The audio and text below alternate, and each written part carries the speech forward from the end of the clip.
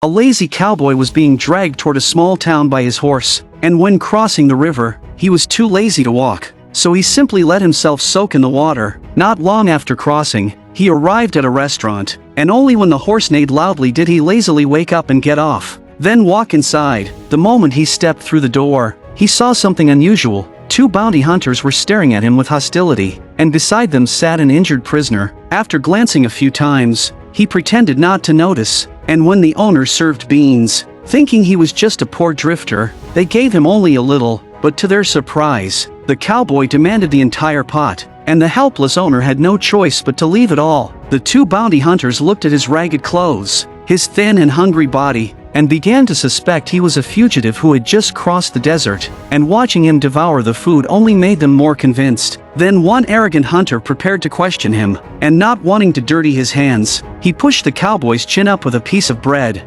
asking his partner to check if he matched any wanted posters. But after checking carefully, the partner found no bounty poster for the cowboy, and instead of apologizing, the one holding the bread mocked him, saying he was nothing but a starving animal. At that moment, the cowboy didn't get angry, he only wanted to finish his meal in peace, so he forced a smile to brush them off. But once he had eaten his fill, his eyes suddenly turned sharp. He calmly strapped on his gun belt, then walked straight toward the 2 bounty hunters, showing no fear, and told the injured target to come with him. The bounty hunters were stunned. They couldn't believe the coward from moments ago now acted so bold, but cautiously, they still asked the cowboy his name. When he said his name was Trinity, both hunters were instantly terrified, and even the restaurant owners who had looked down on him gasped in shock, because this cowboy was none other than the gunslinger known as the Right Hand of Gold. He told the prisoner to wait outside, then asked how much he owed for the meal, and the owner stammered out free, trembling with fear, and satisfied. Trinity finally stepped outside. The 2 bounty hunters who had been arrogant just moments earlier could now only watch him leave, but as soon as Trinity walked a short distance away, they tried to shoot him from behind, only to be gunned down without Trinity even turning his head. When Trinity learned that the so-called bounty target had been falsely accused, he didn't mistreat the man, but instead placed him on the back of the horse and rode alongside him toward the town. Yet the moment they arrived, Trinity sensed danger in the air, so he went deeper to investigate. Just as he stumbled upon the local bully's men demanding the prisoner from the sheriff. The sheriff, though standing alone, didn't even look them in the eye. Instead, he listed every crime their gang had committed, and firmly declared he would never release the prisoner, which finally made Trinity understand the truth of the situation. The men threatened the sheriff to hand over their comrade, while Trinity looked excited, eager to see a good show. Yet just as the standoff reached its peak, Trinity rode his horse straight through the middle of them. This left the sheriff dumbfounded, and everyone else stood frozen in place. But Trinity didn't go far. Instead, he stopped again. Seeing this, 3 cowboys angrily ordered him to drop his gun, and to enjoy the duel. Trinity obeyed, then lay back on a bench, watching casually. Before the duel even began, Trinity had already predicted the outcome, and sure enough, things went exactly as he expected, which left the prisoner confused, asking how he knew. And Trinity replied, "That sheriff before your eyes is none other than the Left Hand of Gold." After cleaning up the thugs, the sheriff walked away in style, while the local tyrant Haramman left in frustration, and Trinity escorted the falsely accused man to the station. After hearing his testimony, the sheriff issued a release of innocence, and seeing the man's severe injuries, he prepared to treat him. But Trinity pulled out a bottle of liquor, handed it to him, and after he drank it all, the 2 used the most primitive method to extract the bullet. Already drunk, the man felt no pain, and cooperated excitedly, and once the treatment was over, the sheriff tossed him into a cell to rest, telling Trinity to take him home the next day. Otherwise, if Haramman brought more men to cause trouble, he would not be able to hold them off. During the conversation, it was revealed that the sheriff and Trinity were actually brothers, and that the sheriff had once been a fugitive himself, who had accidentally killed a stranger chasing him, only to learn afterward that the man was the town's newly appointed sheriff. So he simply took over the position. From then on, he turned his life around, protecting the peace of the town, and worried his brother would follow the same dark path. He treated him with little kindness, but the carefree Trinity didn't mind his coldness, and instead went to soak in a hot bath. What he didn't know was the pressure his brother was under for offending Haramman, the town's bully. The next day, the man who had been released became deputy sheriff, and proudly flaunted his position, when he noticed 2 beautiful farm girls in the distance, and his eyes lit up instantly. Just then, a quarrel broke out in the store. and Trinity quickly grew alert, soon seeing a farmer thrown out, while the two sisters were humiliated inside, which instantly ignited his anger. Hoping to establish his authority in town, he went over and helped the farmer back up,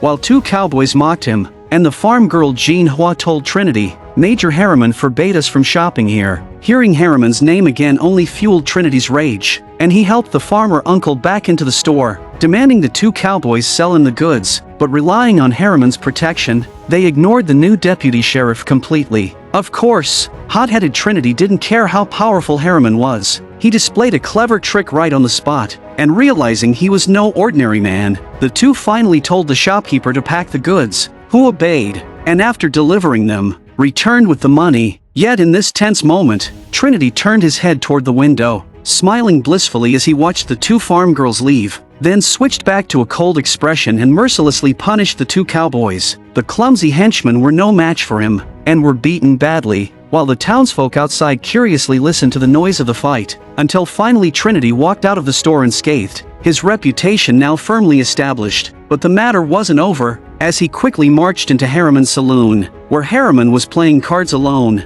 and without fear Trinity walked straight up to him, warning him not to harass the farmers again. While speaking, he swiftly took down a cowboy sneaking up from behind, giving Haramman no face at all, and when another tried to ambush from upstairs, Trinity had already heard his footsteps, and dealt him a painful blow on the spot. In the end, however, Trinity was dragged back to the station by his brother, 3 dead, 1 wounded, and a store destroyed. The once peaceful town had descended into chaos since Trinity's arrival, and the sheriff blamed it all on him. But Trinity made no effort to hide his intentions, saying, "I only did it for the girls, and besides, it's not the first time Haramman's been warned." Indeed, the night before, the sheriff had personally warned Haramman not to harass the farmers in the valley, but Haramman, greedy for the fertile land and pasture, repeatedly tried to drive them out, hoping to provide grazing for the army's horses. At that time, Trinity was secretly protecting his sheriff brother, but now they had completely offended Haramman, and if the sheriff tore things further, Haramman would bring cavalry to cause trouble, and then the truth that he had once killed the real sheriff and taken his place might be exposed, forcing him back onto the road as a fugitive horse thief. To preserve peace in the town and his own future, the sheriff prepared to drive his brother away, but Trinity insisted on staying, leaving the sheriff no choice but to curse and walk off. Not long after, Trinity stirred up more trouble, and the bartender rushed to wake the sheriff, who arrived at the saloon to find a group of cowboys fighting against his brother alone. After asking why, he learned that the cowboys had insulted their mother behind their backs. Even if he wanted peace before, the sheriff now felt he could not let this go. But since the brothers were lawmen, the cowboys feared killing them would bring bounty posters, so they suggested a duel with bare hands, and to their surprise, both brothers readily agreed. They removed their gun belts, handed them to the bartender, and locked the doors. 2 against 9, and the brothers seemed full of confidence, even dividing the opponents among themselves. The cowboys thought the two were joking, but the fight soon began. In the end, every cowboy went after the sheriff, but his tough skin and great strength let him teach them a lesson one by one, while Trinity sat back, quietly watching. In just a short time,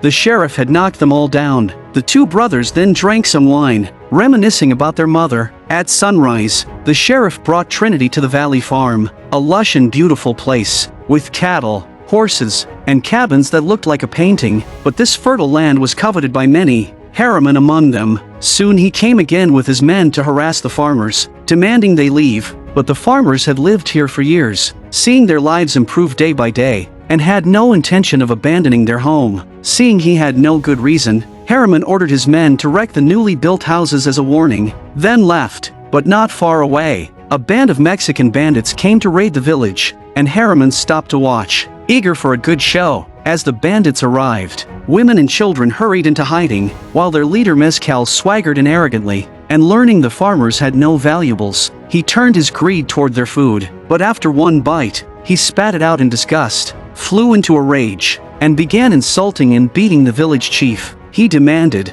"Next time, prepare fine food and wine for us." The chief could only endure in silence, and seeing the farmers bullied made Haramman very pleased he wouldn't even need to drive them out himself. News of the bullying soon reached the sheriff, and he set out with his deputy brother to investigate. The farmers, thinking they were just passing cowboys, invited them to join the community, and the brothers accepted. Only later did the chief recognize them as town lawmen, and that deputy Trinity had even helped them before. Though Trinity's mind was clearly on the two farm girls nearby, the chief invited the brothers to stay for lunch, and Trinity eagerly agreed, leaving the sheriff no choice but to join. At the table, the farmers had their customs. First the guns were set aside. Then they joined hands in prayer, leaving the two carefree brothers feeling uneasy. Though Trinity, gazing at the sisters, became unusually polite and gentle, but the sheriff, once a rough horse thief, snatched the food and began eating, when suddenly the bandits returned to the village. The women and children quickly hid in tents, while the brothers hid their badges. Mezcal greeted the chief like a brother,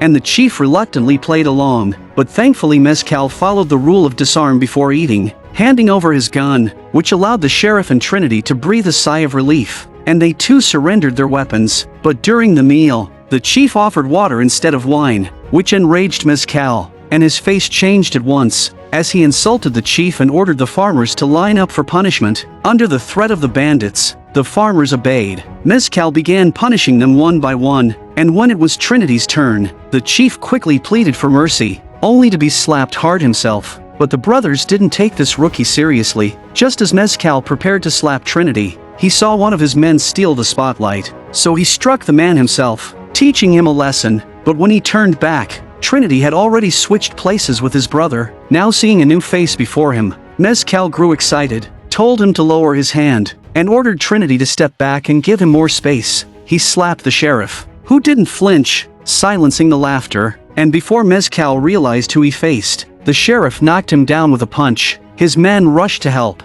and Mezcal, dazed, ordered, "Hit him," only for his men to slap him instead, until, warned by the chief, he slunk away humiliated. The women cheered as the bandits fled, but the sheriff knew they'd made enemies, and advised the farmers to arm themselves, while Trinity winked at the sisters. But the chief and his daughters insisted, "Only love can defeat evil. We don't need weapons." The sheriff sighed and left with Trinity. At dinner, the bartender told them, "Two dangerous new faces are in town." Trinity wanted to meet them, but the sheriff stopped him, knowing Haramman had hired killers. Meanwhile, Haramman ordered two assassins to eliminate them. The sheriff peeked outside, spotting two black-clad killers leaving Haramman's house, and grinned excitedly, eager for action. The two killers entered the store opposite the station, and Trinity, restless, followed. Haramman watched, expecting a victory, but after gunfire, the killers stumbled up mumbling nonsense, leaving Haramman stunned. Trinity walked out unharmed,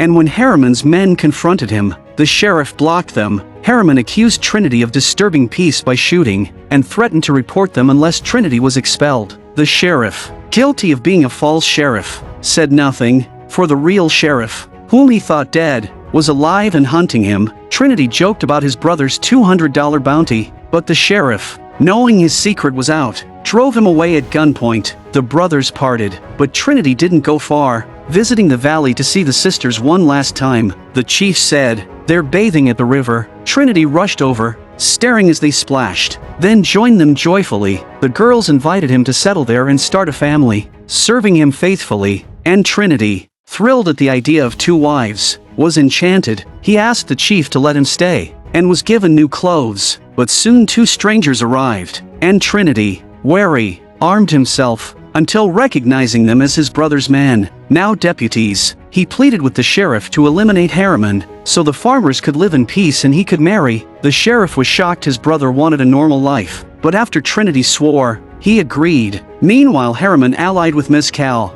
offering 20 horses to drive out the farmers. The sheriff told the farmers, but they refused to kill, willing only to defend themselves. So the brothers trained them, though they learned little. Then Trinity spotted a spy, who was captured and forced to reveal Haramman's plan. The sheriff despaired at being outnumbered, but Trinity promised, "Leave it to me." That night, with the spy's help, they raided Haramman's stables, stealing all the horses. By dawn, the real sheriff returned, furious to find the imposter gone. The bartender delivered guns to the sheriff and demanded a share, and he agreed. But the chief resisted arming the farmers, trusting Haramman not to harm women or children. But Haramman marched in with bandits, ordering the village destroyed. And when the chief stood firm, Haramman sneered, until a gun pressed to his head forced him to stop. The sheriff and his men revealed themselves, warning Haramman to stop harassing the farmers, then let the villagers fight barehanded. A huge brawl erupted, giving the farmers their first chance to use their training. The sheriff pummeled Mezcal until he was dizzy,